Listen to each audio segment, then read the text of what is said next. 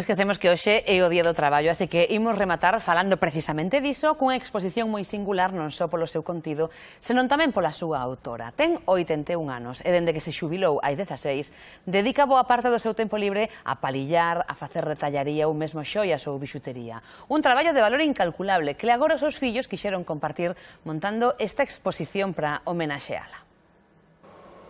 Este local dun hotel de Noia alberga desde o pasado día 15, non todas, pero si a maior parte das pezas que as mans de Esperanza Romero foron creando durante os últimos 16 anos. Jubileime e fundou unha profesora e se podía ir a aprender con ela. E iban máis chavalas ali, eu tamén fui. Hai bon día na semana, é o que facía ali. Despois, no mesmo eu seguía na casa. Hai bolsos, hai folares, hai que? Xa non sei. Hai cojins, hai abanicos, hai moitas cousas. Hasta hai muñequiños. Hai algo de todo.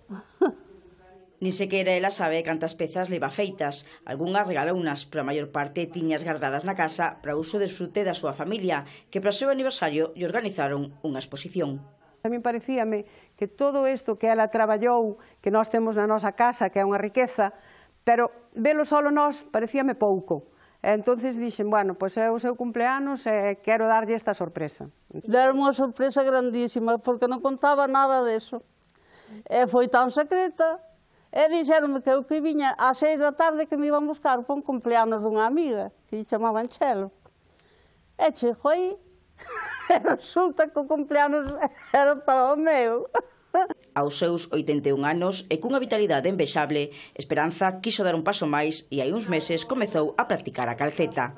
Porque parecíame pouco. Empatar un pouco nunha cousa, outro pouco noutra, non está seguido na mesma. Asegura que mentres o corpo aguante seguirá ampliando esta valiosa colección, da que tamén ten claro que non vende nada. Únicamente que Dios me leve, se non me leva, igual sigo traballando.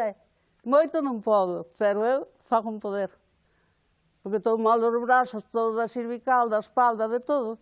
Eu creo que non me favorece nada palillar ni nada, pero como me gusta tanto, estou tan ben, eu ese momento non sinto dolor de ninguna clase. Sigo. Sen dúbida, todo un exemplo a seguir.